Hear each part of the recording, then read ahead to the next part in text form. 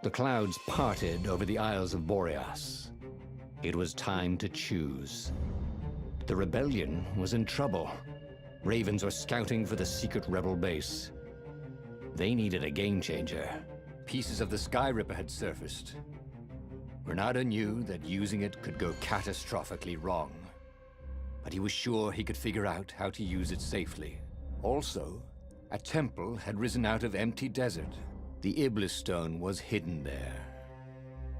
It was a dangerous artifact. It could corrupt its user into a bloodthirsty monster. Maybe he could find a way to use it, to take its power without surrendering to its wickedness. And also, his old friend Lupino needed rescuing. Of course, Reynardo had a pretty strong suspicion that Lupino had betrayed the rebellion, and he had a gut feeling that he needed to use that to his advantage.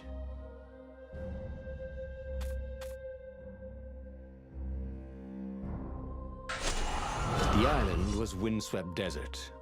No one went there except ostriches and ostrich hunters. The Iblis stone. It would whisper promises in his ear, offer him power for blood. But this time, Reynardo was sure he could master it. And so, Reynardo went ostrich hunting.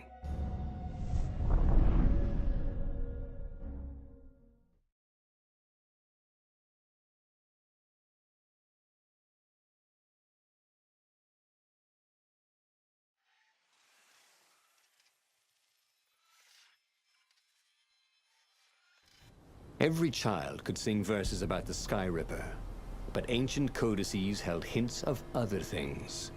A stone that ate souls, a ruby that drank blood, a jewel only a righteous man could give away.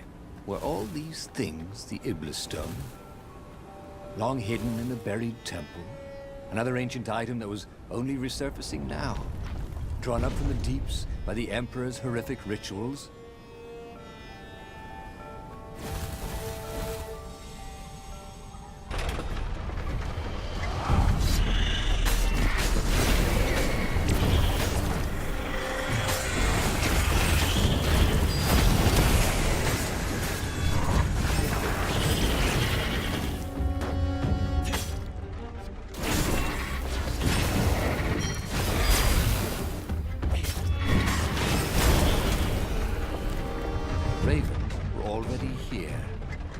Frustration. They were still searching for a way in. Good. And he hadn't come too late.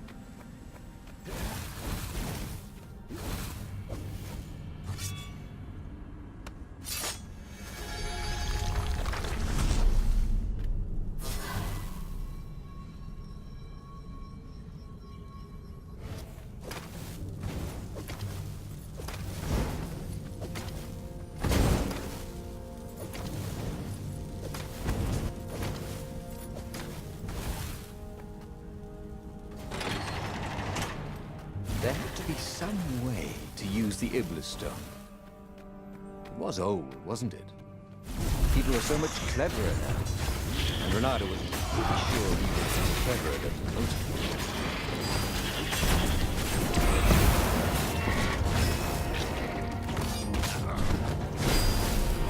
Reynardo had learned so much. It was time to turn it into something he could use.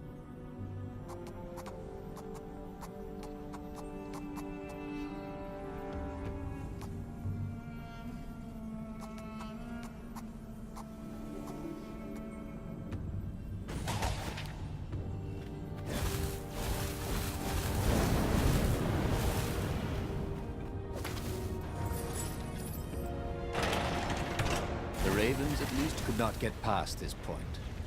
Obviously, the temple builders knew how to deal with tomb raiders.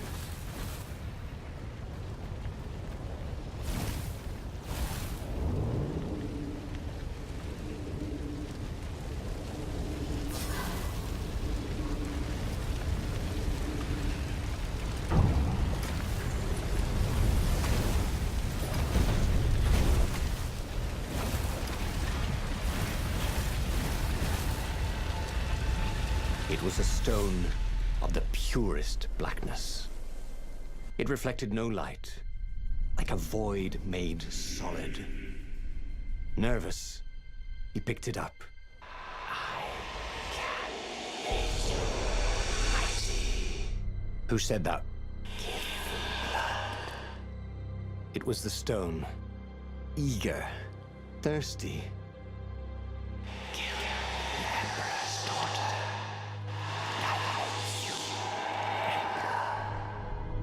That seemed tempting and terribly wrong.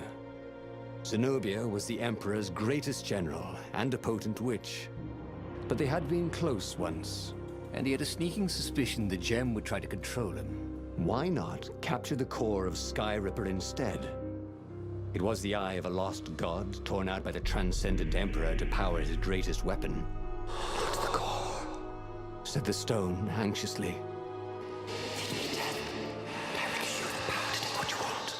But even though Reynardo knew how evil the gem was, he had a clever plan for dealing with it.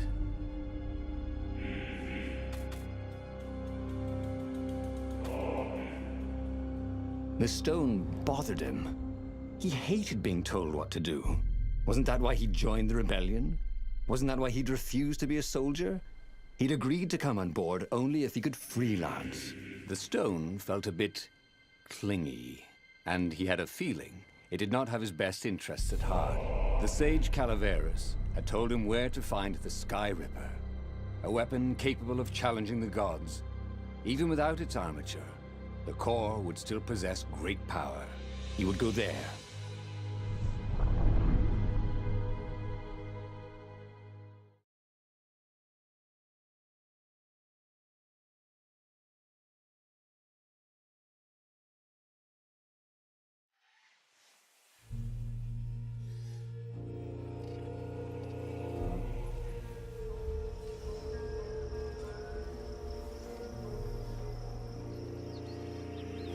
The moment he landed the Farfarer, Reynardo had a rare feeling of regret.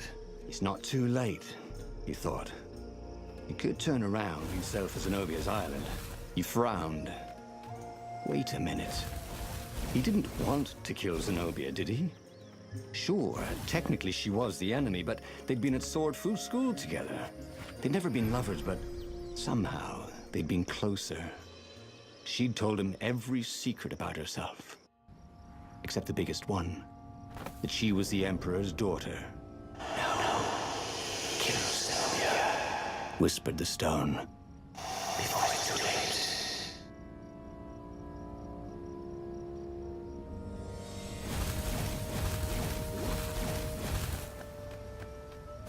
There was something sour in the air. Like the earth had ruptured over something that had been fermenting for a very long time.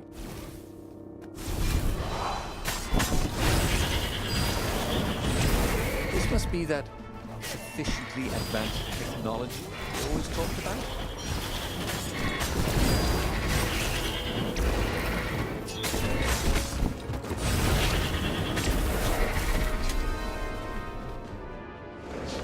The stone hadn't lied about what it could do for him. With each raven he cut down, he felt a jolt of power flowing into his arm. "You're weak," whispered the stone. "The core will kill you."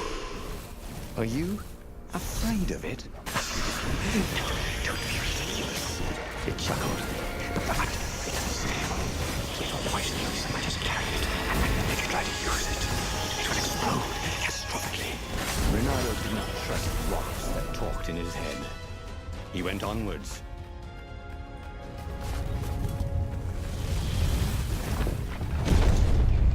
As he approached the core, the stone became hysterical. "No! It's too much power. We'll rip a hole in space and time." He had a sudden vision of plunging his gauntlet into the core and dying in anguish. That wasn't his vision, was it? The stone had sent him its darkest fears, hadn't it? He had a sudden impulse to do exactly that. He raised his right fist and plunged it into the core. There was a rush of light. He thought he could hear the stone screaming. and then he passed out. When Reynardo came to, the core was gone. But the Ibla stone was no longer black, but glowing with a blue light. And it was silent. "I can't hear you," he sang out, and "You?" It didn't answer. "Ha!" he said. He had defeated the demonic gem with the power of his mind. He felt invincible. It was time to attack the Imperial outpost on the Nexus. Take the battle to the enemy. But among the huge crystals, there was also an observatory. A wise man would probably ask the scientists exactly what he had first. How wise was he? As the Farfarer sailed towards the Nexus, Reynardo wondered if the core had been created to silence the stone, or even to feed its hunger. Honestly, he didn't care. He felt terrific, and he appreciated the quiet inside his head.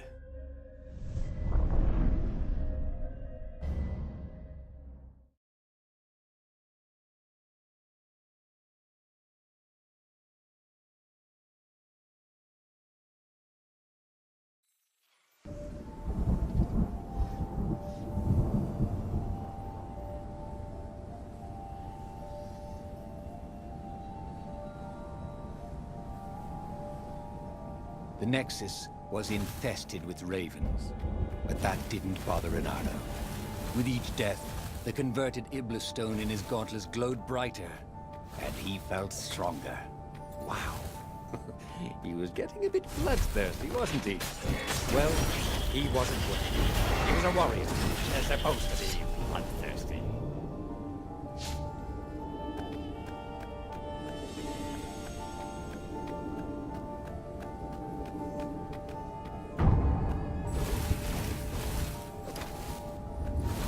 Don't get ahead of yourself, lad.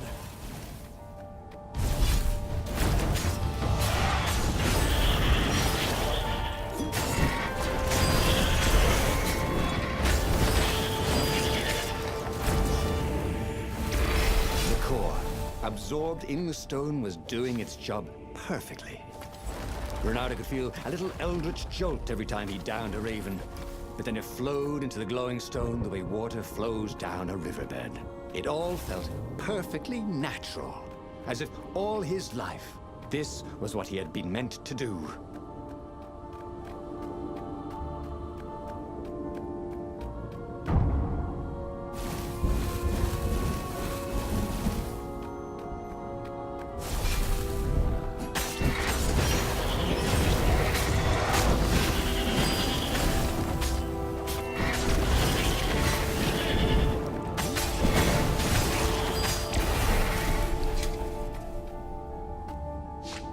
Reynardo tore through the last remaining guards at the outpost like hot coffee through snow. There was a far speaker toad here. He called the council speaker. He knew she would be thrilled, and she was. She wanted him to come back to base. They had plans to discuss, and a medal to give him. A large, golden medal. Great, said Reynardo. Let's talk about who else I can kill. Then the far speaker croaked again. Hello, Reynardo, He said. if you get sick of slaughtering second-rate birds in the Nexus, I'm waiting for you in the mountains. Zenobia. She missed him. She loved him. Once she saw how awesome he'd become, maybe she'd join him. They'd kiss and... Well, if she did refuse for some reason, he was no match for him now.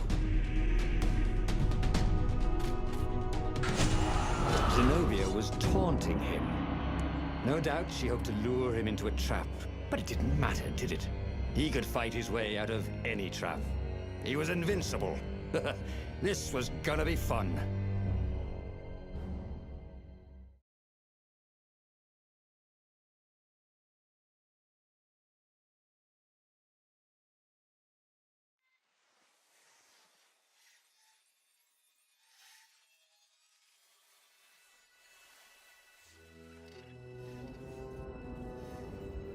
So where was this ambush? Reynardo couldn't wait. At Sword Fu school, she'd always studied a little harder, practiced a little longer, complained really a lot less. And then she'd become a sorceress. He'd always known he'd have to take her by surprise or not at all. But this would be a surprise indeed.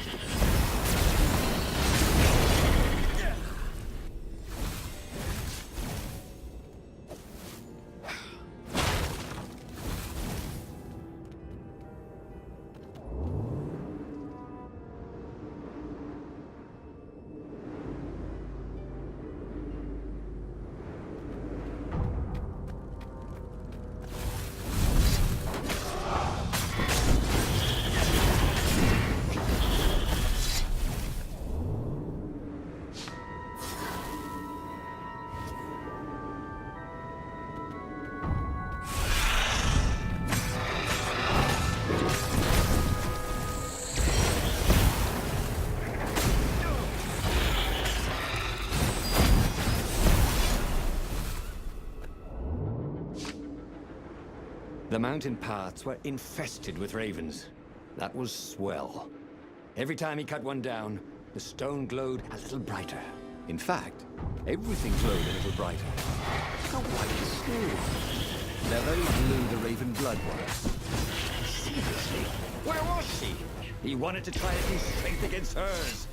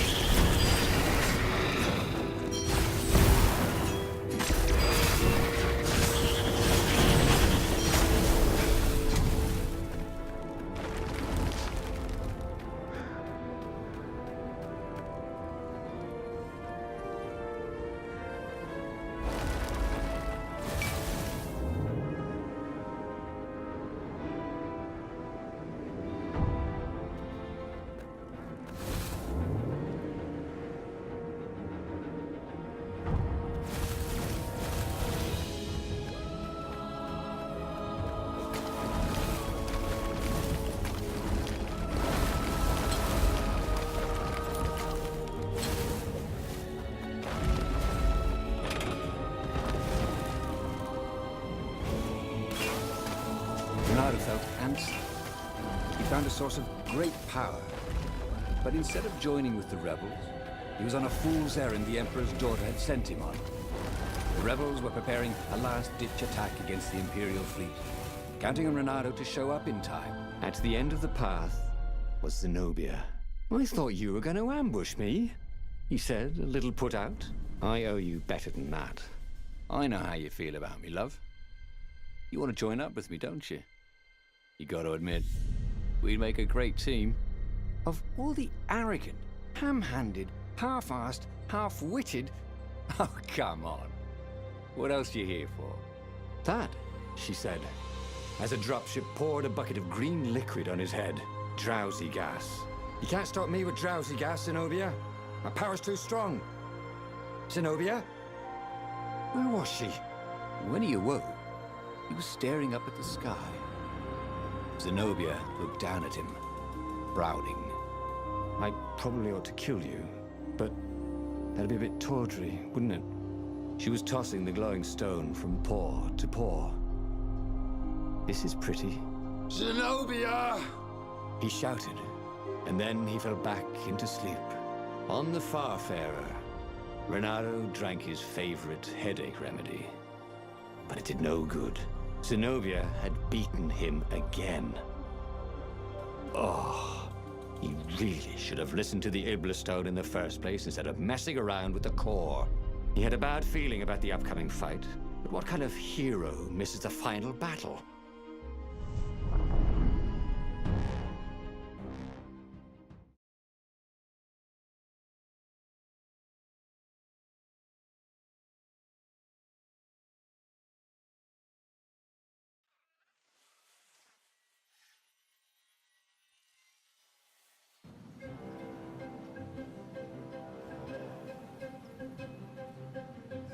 Reynardo was bruised and tired. He wasn't looking forward to killing ravens. Didn't even seem scary. It felt like a chore, like sweeping the practice room at Swordfu School, which he'd done his best to leave for Zenobia whenever he could. What would she do with the glowing Iblis stone? That should terrify him, shouldn't it? But he just so dumb and stupid. He carved his way towards probable doom.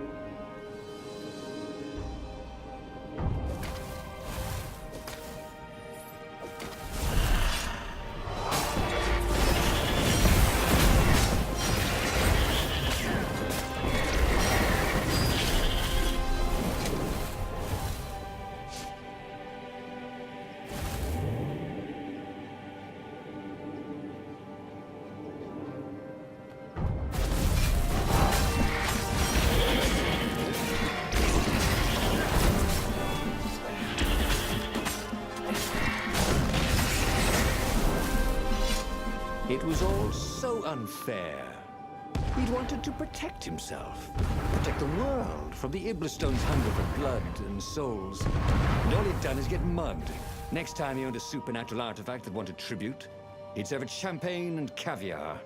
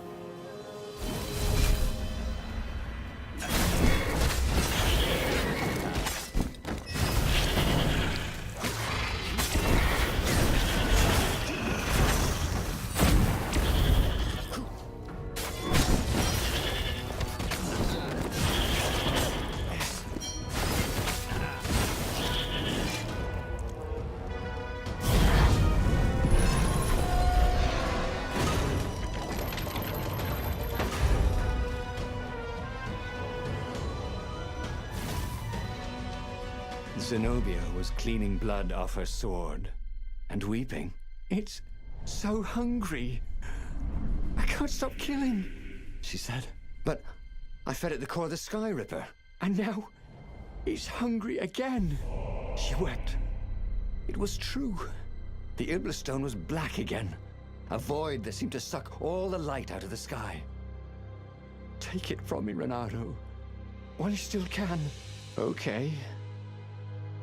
I'll take it, he said. Yes, he thought. This is what it means to be a hero.